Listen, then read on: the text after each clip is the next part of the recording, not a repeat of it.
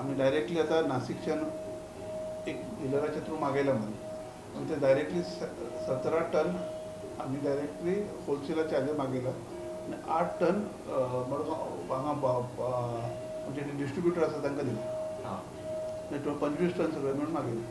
तर कितें जालें रेट वाडल्यामुळे ओवरऑल डिमांड कमी जालो. हे रेग्युलरली ह्या फुडें सप्लाय जातले. Over a period of time anyway ते तुजे रेट्स आतां देंवपा लागले. आतां जे जे जो माल आयिल्लो आज सकाळी ते म्हाका म्हाका आमच्या MDन हाडून दाखयले की जे आतां बेळगांव मार्केटा भितर जे कमी रेटान म्हणून जे मेळटा ते सगळो भिजिल्लो माल आसता तो रोखडोच खराब जाता आनी दुसऱ्या दिसाच खराब जाता. तो आनी सप्लाय करपाच्या तूं परिस्थितीनच नासता.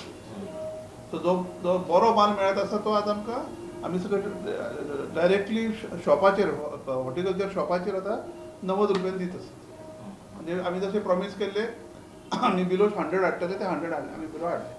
मार्केटात सध्या किलाक 130 ते 140 कांदो फुडल्या कांय दिसांनी देंवतलो म्हूण ट्रेडरांक आशा. कांदे 140 130 पसून आसा मोठे कांदो. बारीक कांदो 120. फाटल्या दिसान 160 पसून आशिल्ले.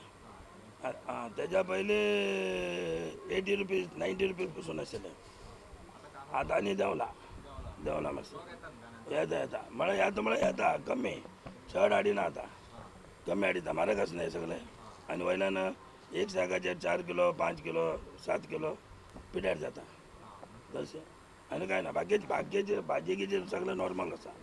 हय तितले जार देंवतालो. कांदो आयज 90 रुपया जाला.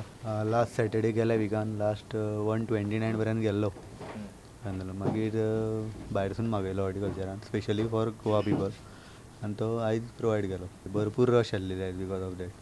सामकी हय खूब आसलेले. रोहन म्हणटा शॉर्टेज पळयल्यार हो कांदो एका तालुक्याक सुद्धा पावपाचो ना.